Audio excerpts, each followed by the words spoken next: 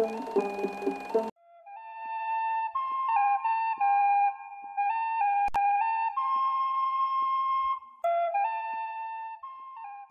ቅዱሳን በ1993 ዓመተ ምህረት በደቡብ ኢትዮጵያ ሀገረ ማርያም ሐዋርያ ጉዞ አድርጓል።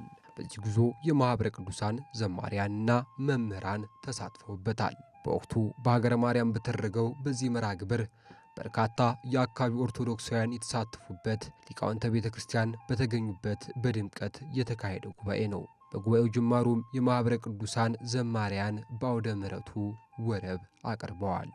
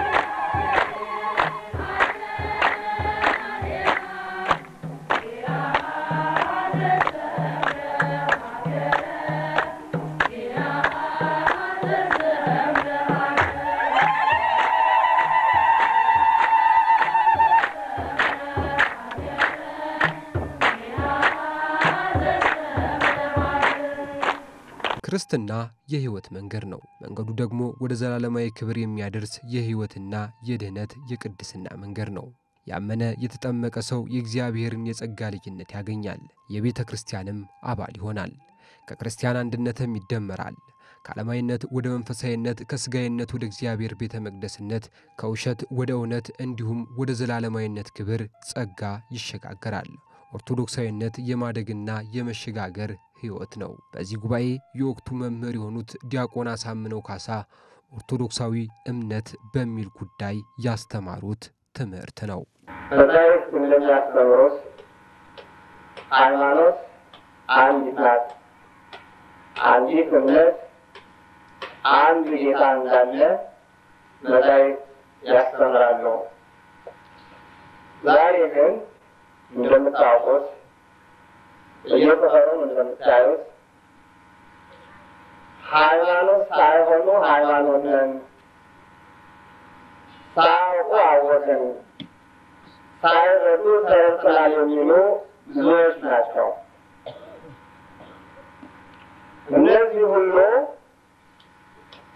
የራሳችን የሆነ ትምህርት ሃይማኖት አለን፣ ስርዓት አለን፣ ትውፊት አለን ነው። ኦርቶዶክሳዊ የሆነው ትምህርት ሃይማኖት፣ ኦርቶዶክሳዊ የሆነው ስርዓት፣ ኦርቶዶክሳዊ የሆነው ትውፊት ተለይቶ የሚታወቅበት፣ ተገልጾ የሚታወቅበት ነጥቦችን እያነሳን እንማራለን። በመጀመሪያ ኦርቶዶክሳዊ እምነት የተረዳች ናት፣ የታወቀች ናት፣ የተገለጸች ናት። ስለዚህ በእርሷ ለመሄድ ውዥንብር አይኖርም፣ መለያየት አይኖርም፣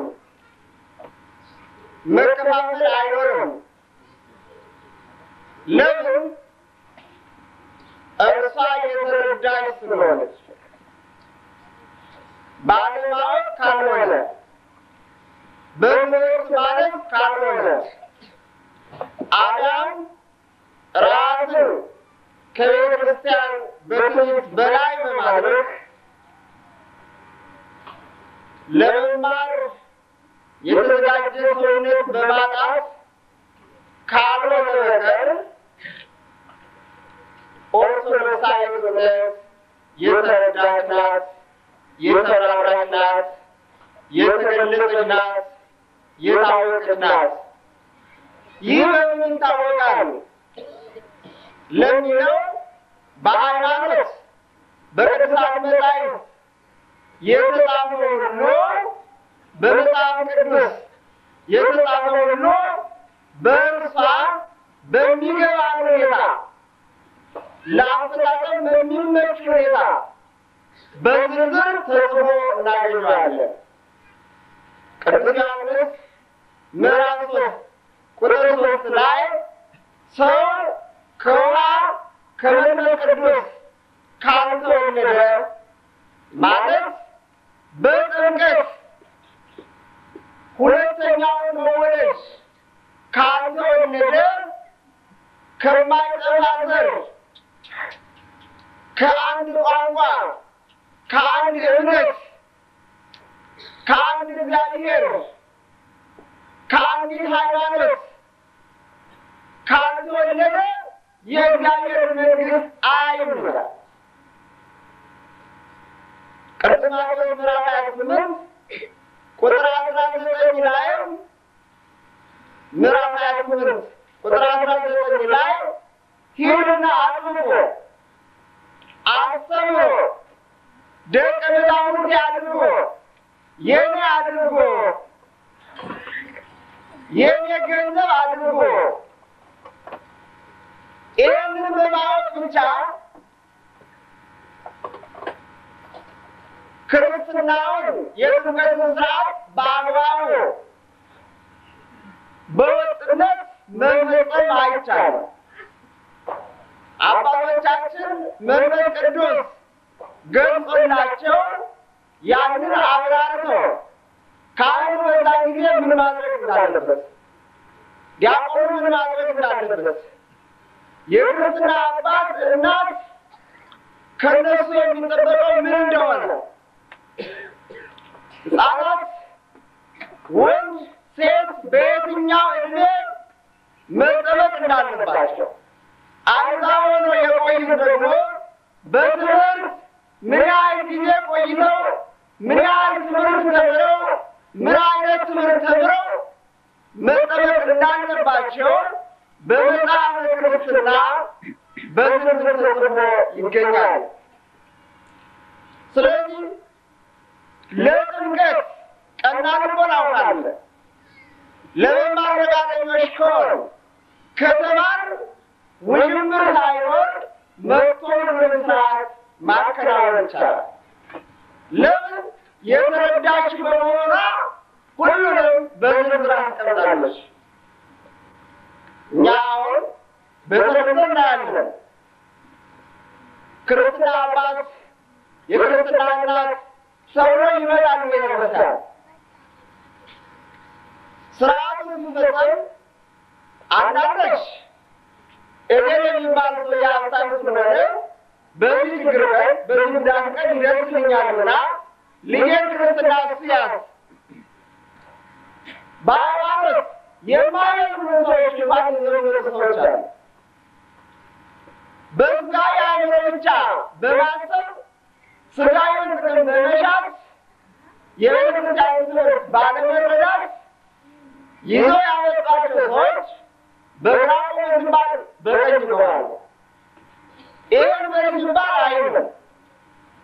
ይህን ያዝ የክርስትና አባት አዋጣት ይይዛል። ጸሎተ ሃይማኖት እንዲደርስ ስርዓት ያዛል።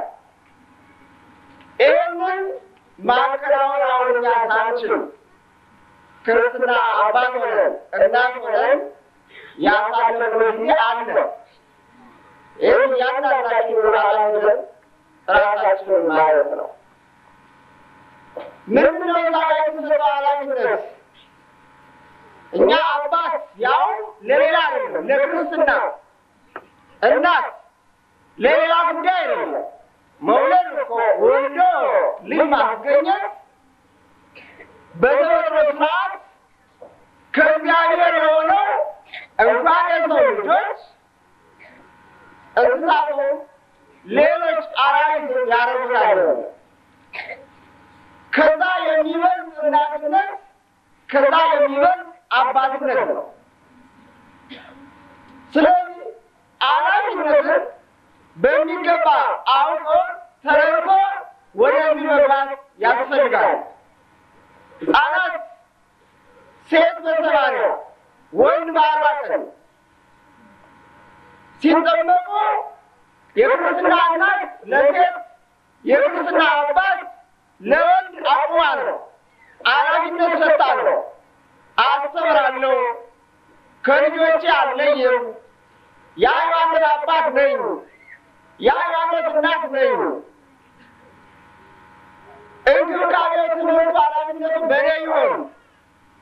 ካልተወጣው እግዚአብሔር ይልኝ ተብሎ የሚገባበት ስርዓት ነው። ለዚህ የቤተክርስቲያንን መጽሐፍ ማወቅ ያስፈልጋል፣ መማር ያስፈልጋል። ኃላፊነት እኮ የመንግስት ሰራተኞች አላቸው። ዝም ብሎ አልተሰጠም። ኮሌጅ ገብታችሁ ዩኒቨርሲቲ ገብታችሁ መማር የሚገባችሁን ተምራችሁ ተጣርቶ ኃላፊነት መሸከም የማይችለው ከመሀል በመከራ ተወግዶ ነው ኃላፊነት የሚሰጠው። ቀበሌም በመንግስት መዋቅሮችም በእድሮችም በሰፈርም የሀገር ሽማግሌ እንኳን ለመሆን ኃላፊነት ዝም ብሎ አይሰጥም። ይሄ ከባድ ጉዳይ ነው። ጋሼ ገሌ ይሻላል፣ ይሄ ከባድ ነገር ነው፣ እነ ገሌ ይሻላል ተብሎ ተመርጦ ነው የሚሰጠው።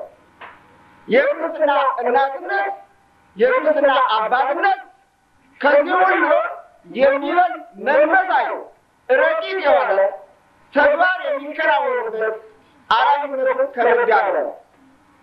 ያ ግን በቤተክርስቲያን ላይ ተጽፎበታል።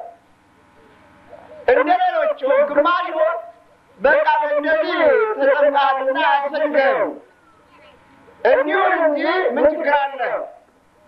እኛ ሁላችንም እናጠምቃለን፣ ምን ችግር አለ? አይ እዛ ባህር እንወስደዋለን፣ እዛኛው ኩሬ እንወስደዋለን።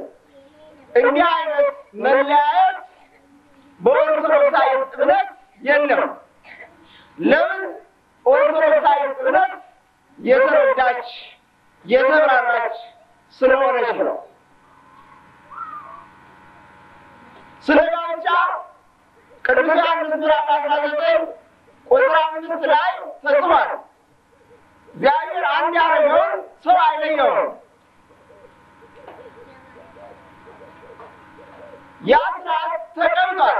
ሁለቱ አንድ ይሆናሉ። ሃይማኖት ከሳይንስ በላይ የምትሆንበት፣ ከሰው አእምሮ በላይ የምትሆንበት ይሁን እንደ ቃል ይደረግልን ተብላ የምትታመን ስለሆነች ሁለቱ አንድ ይሆናሉ። ያም ያልነበረ አንድነት አይደለም። አስቀድሞ በዘር በቋንቋ ሴት ወንድ ተብሎ ከመለየታቸው በፊት እግዚአብሔር የፈጠረው አንድን ሰው አዳምን ነው። ጋብቻ ወደዛ አንድነት በሃይማኖት በአእምሮ የምንመለስበት ነው። ስለዚህ ከባድ ነው። ዓለም እኮ አዳም ከሔዋን ጋር እስክትጣላ ድረስ ዓለም ሰላም ናት። ወንዶች በአግባቡ ይመስላሉ፣ እጽዋት በአግባቡ ያምራሉ፣ አራዊት እንስሳት አዳም ዝቅ ብሎ ያናግራሉ። ሰላም ነው። እግዚአብሔር ከፍጥረቱ ጋር ያለው ግንኙነት ሰላማዊ ነው። ከዲያብሎስ በቀር ሁሉም በሰላም ይኖራል። ያ ሰላም የተናጋው ጋብቻው ሲናጋ ነው። ያ ቀደምት የነበረውን አንድነት በጋብቻ የመጣው ሲረበሽ ባል ሚስትን ሲከስ፣ ሚስት ባሏን፣ ከዛ ፍጥረቱን ሲከሱ ተባብረው ያን ጊዜ ነው የማይሆን ትውልድ ተፈጥሮ ወንድም ወንድሙን የሚገድለው፣ አንዱ አንዱ የሚሸሸው። ያን ጊዜ ነው መከራ ችግር በእኛ ዓለም ላይ ልክ እንደ አሸን መብላት የጀመረው። ይህንን ክብር የሆነውን ለመፈጸም ይህን ጥቅስ ብቻ ማወቅ አይበቃም። በቤተ ክርስቲያን ይህ ተብራርቶ የተጻፈበት መጽሐፈ ተክሊል ተብሎ ይታወቃል። እንዴት በዝሙት ሕይወት የቆዩት በንስሐ ሕይወት ተመልሰው እንዴት የማስፋት ጋብቻ ይፈጽማሉ? እንዴት በሥጋ ወደሙ አንድ ይሆናሉ? እንዴት ወደ ቀደመ አንድነት ወደ ክብሩ ጋብቻ እንዴት ይመጣሉ? የሚለው ተብራርቶ እዛ ጋር ተጽፏል። ደህና ግን እንዴት እንደሚፈጸምላቸው ተብራርቶ ተጽፏል። ያ ስላለ መማሩ ካለ ፈቃደኝነቱ ካለ ኦርቶዶክሳዊ እምነት የተብራራች የተረዳች የታወቀች የተገለጸች ናት። ስለዚህ ጋብቻው ክርስትናው በዚሁ በሀገረ ማርያም ቢፈጸም፣ በአዲስ አበባ ቢፈጸም፣ በአሜሪካ ቢፈጸም፣ በሩቅ ምስራቅ ቢፈጸም አንድ ነው። ሁከትና ውዥንብር መለያየት የለም። የሚለያይ ነገር ሁሌ ይላል መጽሐፍ ቅዱስ። መለያየት የሥጋ ሥራ ነው ይላል ገላትያ ምዕራፍ 5 ከቁጥር 15 እስከ 22 የሥጋ ሥራዎች ተጽፈዋል። መለያየት ይላል ቅዱስ ወንጌል። የምትለያዩ መንግስት አትጸናም፣ የምትለያዩ ቤተሰብ አይጸናም። ራሱን ሃይማኖት ነው ብሎ በየሰኞ በየሳምንቱ የሚገለባበት የሚከፋፈልም አይጠናም። ሰውን ወደ እግዚአብሔር መንግሥት አያደርስም። ሰውን ለመከፋፈል፣ ሰው ለማናቆር፣ ሰውን ስራ ለማስፈታት ካልሆነ በቀር በዚህ ምድር ላይ የሚያመጣው ሰላም የሚያመጣው ፍቅርና አንድነት የለም። እንዲሁም በቤተ ክርስቲያን ያሉትን እያንዳንዱን ከቅዱስ መጽሐፍ ጋር እያገናዘብን ብናይ እምነታችን በእውነት ያለ ሐሰት የተረዳች የተራራች የታወቀች ናት። አለመማራችን እየጎዳን፣ አለማወቃችን እያለያየን ወይም በሌላ ሀገር ትዕቢተኞች በመጥፎ ሀሳብ የተወሰኑት የሚከፍቱት ዘመቻ ነው እንጂ በእሷ ሁሉ ነገር የተባለ ነው። በሁለተኛ ደረጃ እምነታችን ኦርቶዶክሳዊ እምነት ርትዕት ናት፣ የተቃናች ናት፣ ቀጥ ያለች ናት፣ ቀጥ ያለች ናት፣ ያልተጨመረባት ያልተቀነሰባት ልዩ ገጽና መልክ ያወጣች እግዚአብሔር በሰጣት መልክ ገጽ የምትኖር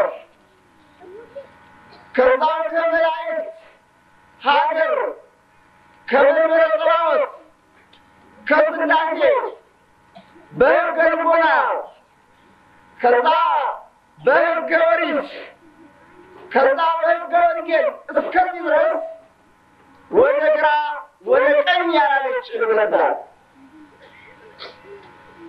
ልክ መጽሐፈ ኢያሱ ምዕራፍ 1 ቁጥር 7 ላይ እግዚአብሔር ኢያሱን ምዕራፍ 1 ቁጥር 7 ላይ ኢያሱ ሆይ ወደ ግራም አትበል ወደ ቀኝም አትበል፣ ከሙሴ ጋር እንደውም ከአንተ ጋር እሆናለሁ።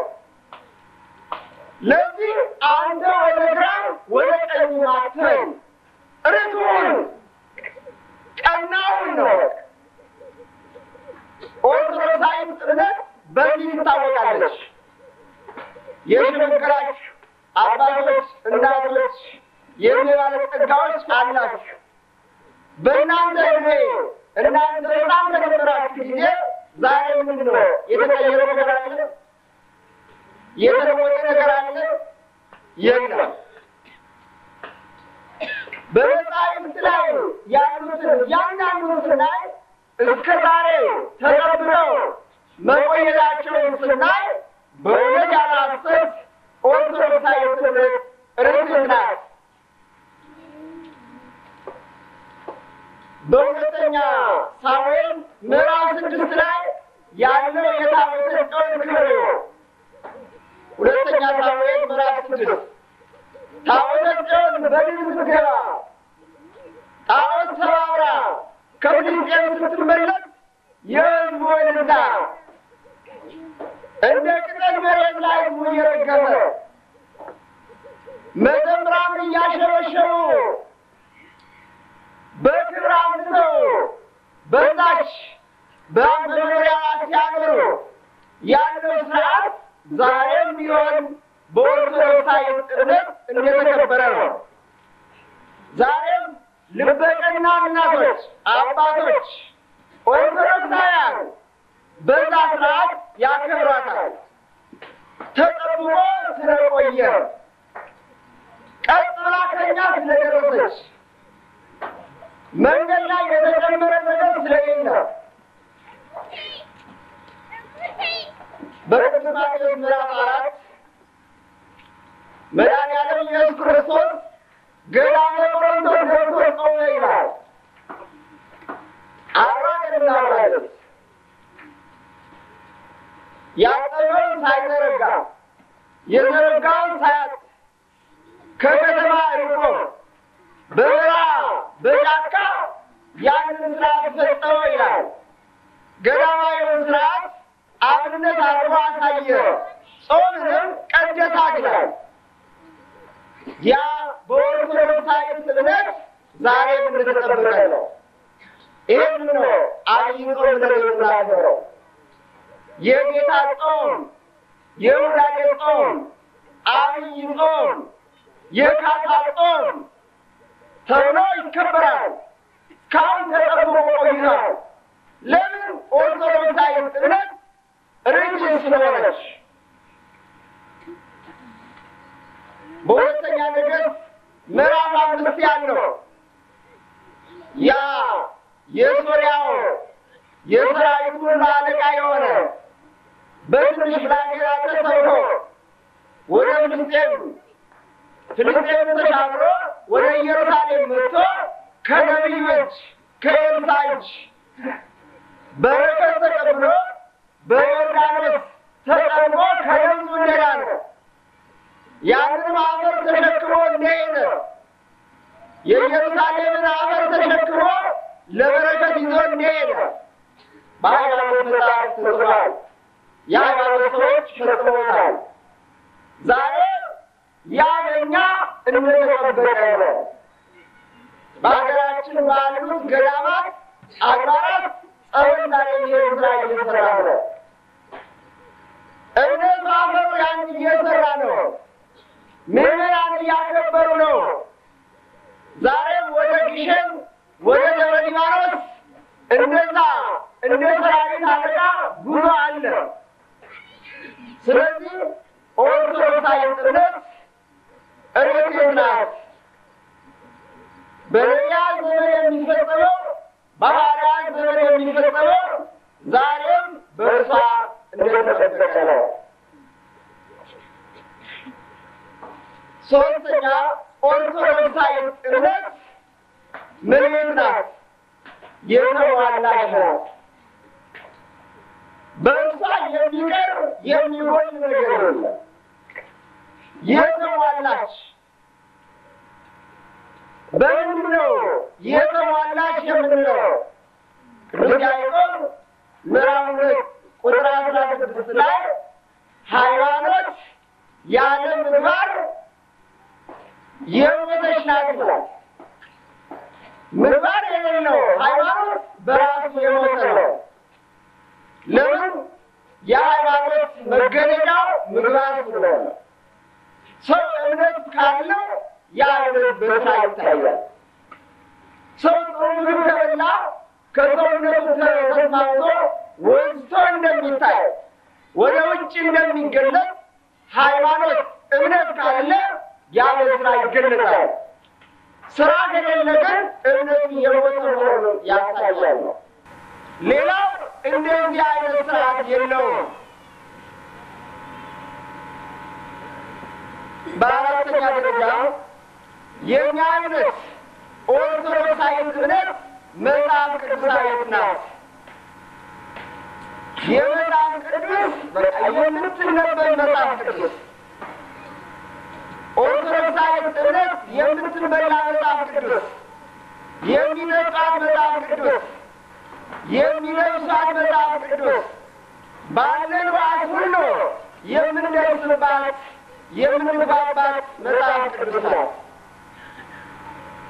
በቤተክርስቲያን ያለው እያንዳንዱ ነገር አንስተን ብንነጋገር ጊዜ የለው እንጂ መሰረቱ መጽሐፍ ቅዱስ ነው። እናቶቻችን እህቶቻችን አብረች ስለሳቸዋል። ይህ መጽሐፍ ቅዱሳዊ የሆነ ስርዓት ነው። አለባበሱ መጽሐፍ ቅዱሳዊ የሆነ ነው። በዮሐንስ ራዕይ ምዕራፍ 7 ቁጥር 13 ላይ መልአኩ ታላቁን የእግዚአብሔርን ሰው ቅዱስ ዮሐንስን ወደ ሰማይ ወሰደው። በዛም ቅዱሳንን አሳያቸው። ነጭ ልብስ ለብሰው ነበረ ይላል። ቢገርመው እነዚህ ከየት ነው የመጡት?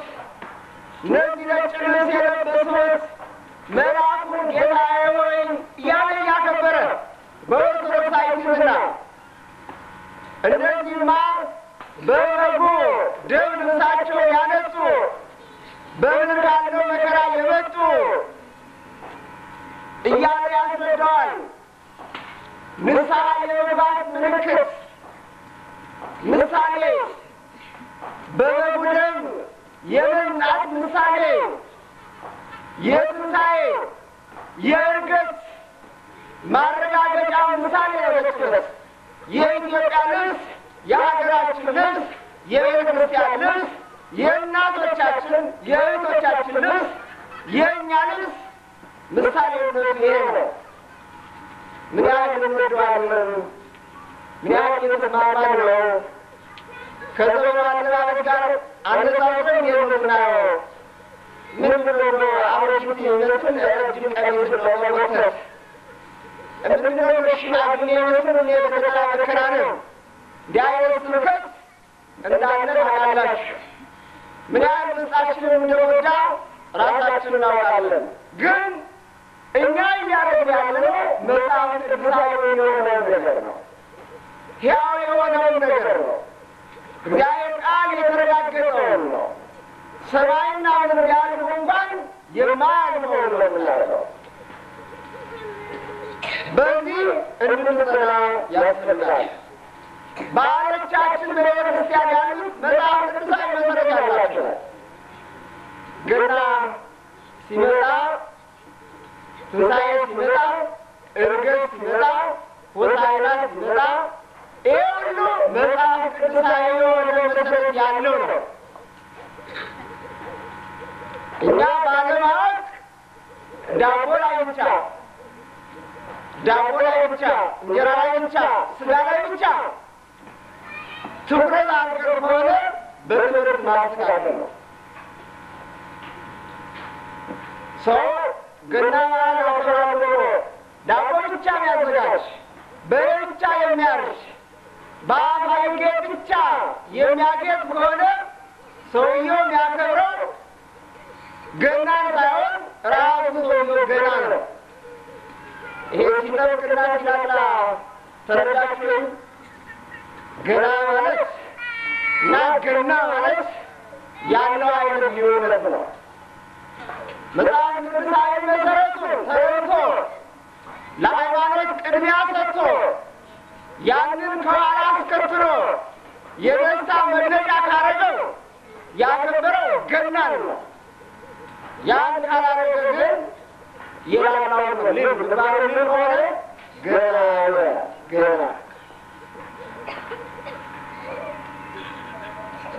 የቀን አቆጣጠር እያንዳንዱ አንሰብና መጽሐፍ ቅዱሳዊ መሰረት ያለ ነው። እኛውን እንግሊዝኛ መንዴ፣ ትዝዴ፣ ዌንስዴ እያልን ስንናገር ደስ ይለናል። እንዲያው አንዳንድ ባልተማሩ ሰዎች መሀል የአንድ ገመርማ የአቶ ጌሮ ልጅ ከዚህ ሀገር የመጣ ከዚህ ዩኒቨርሲቲ የመጣ ሲናገር እንኳን አንዳንድ ነገሮችን ጨምሮ ሲናገር በጣም ይገርማል። ያልሰማሁ ብሎ ሰው እንዲናገር እነዚያን ግን ብንመረምራቸው ባዶዎች ናቸው። መንዴ ማለት የጨረቃ ቀን ማለት ነው። ሰንዴ ማለት የፀሐይ ቀን። ፈረንጆች እንዲህ አሉት ድሮ በጨረቃ በፀሐይ ስለሚያመልክ ነው።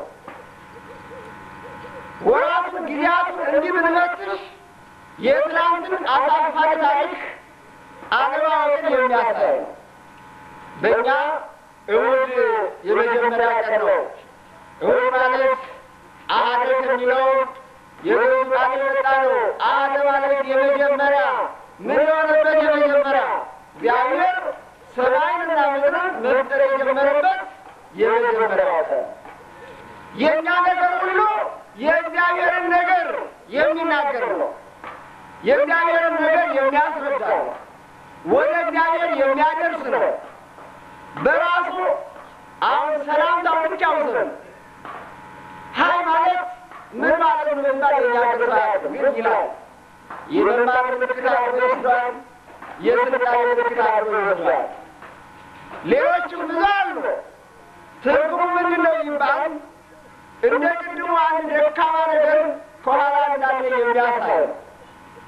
በእኛ እንኳን ለብርሃነ ትንሣኤ አደረሳችሁ፣ እንኳን ለብርሃነ ልደቱ አደረሳችሁ፣ እንኳን ለብርሃነ ልደቱ አደረሳችሁ እያሉ መናገር ሰላምታ ብቻ አይደለም። ልደቱ ትንሣኤው እርገቱ ብርሃን እንደሆነ የሚያሳይ ነው። ትምህርት ነው። ምስክርነቱን ያለበት ነው። ስለዚህ ኦርቶዶክሳዊ የሆነው ነገር ሁሉ መጽሐፍ ቅዱሳዊ መሰረት ያለው ከእግዚአብሔር ጋር የሚያገናኝ ነው። ስለዚህ ኦርቶዶክሳዊ እምነት የተረዳች፣ ኦርቶዶክሳዊ እምነት ርትዕት፣ ኦርቶዶክሳዊ እምነት ምንዕት የሆነች የተሟላች፣ ኦርቶዶክሳዊ እምነት መጽሐፍ ቅዱሳዊ የሆነ በዚህ እኛ እሷ የተረዳች እንደሆነች እኛ የሃይማኖትን ነገር እንድንረዳ፣ እሷ የተቃናች እንደሆነች የእኛ ሕይወት የተቃና እንዲሆን፣ እሷ የተሟላች እንደሆነች የእኛ መንፈሳዊ ሥጋ ሕይወት የተሟላ እንዲሆን፣ እሷ መጽሐፍ ቅዱሳዊ እንደሆነች የእኛ ሕይወት መጽሐፍ ቅዱሳዊ እንዲሆን የእግዚአብሔር ቸርነት የእመቤታችን አማላጅነት የቅዱሳኑ በረከት አይለየን። የተወደዳችሁና የተከበራችሁ ተመልካቾቻችን በዛሬው ከማህደራችን መርሃ ግብር የያዝነው ይህን ይመስላል። በቀጣይ በሌላ ርዕስ እስከምንገናኝ ድረስ ቸር ይግጠመን።